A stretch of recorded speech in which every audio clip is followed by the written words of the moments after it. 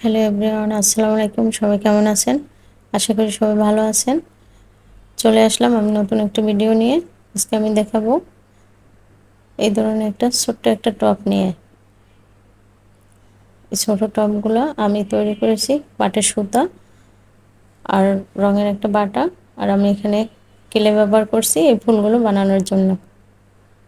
দেখেন আমার হাতে ফুলের টপটা অনেক সুন্দর।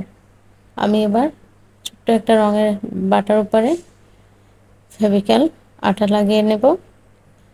তারপর আমি সুতোগুলো পেঁচিয়ে নেব, পাটের সুতোগুলো পেঁচিয়ে নেব।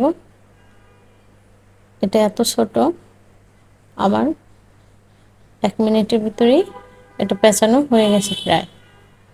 এটা আমি কেটে নেব, কেটে দুই সাইডে ভালো করে ফেভিকল আঠা লাগিয়ে চেপে দেব যাতে না ছুটে।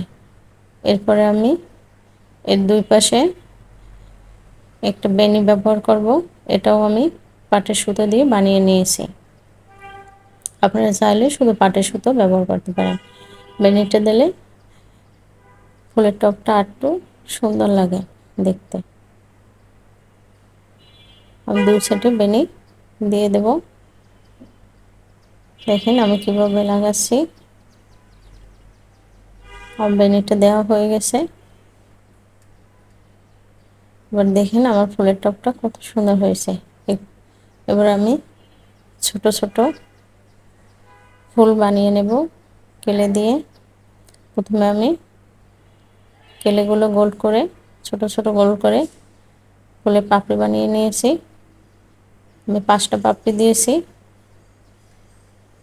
দেখেন ফুলগুলো খুব ছোট, যেহেতু ফুলদানিটা খুবই ছোট তাই আমি আরেকটা ফুল বানিয়ে দেখাচ্ছি।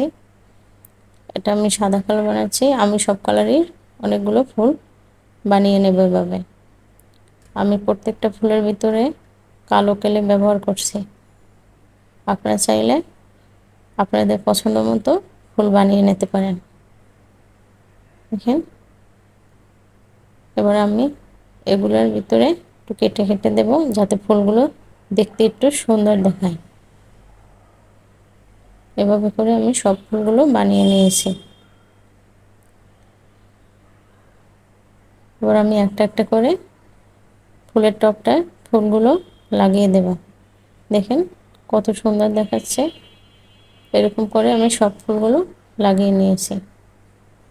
আমার ফুলদানি একদম রেডি। দেখেন কত সুন্দর দেখায় এখন। আপনারা চাইলে এরকম ছোট ছোট ফুলদানি বানিয়ে নিতে পারেন। ভালো হলে একটা লাইক কমেন্ট করে দিয়েন। আল্লাহ হাফেজ, আসসালামু আলাইকুম।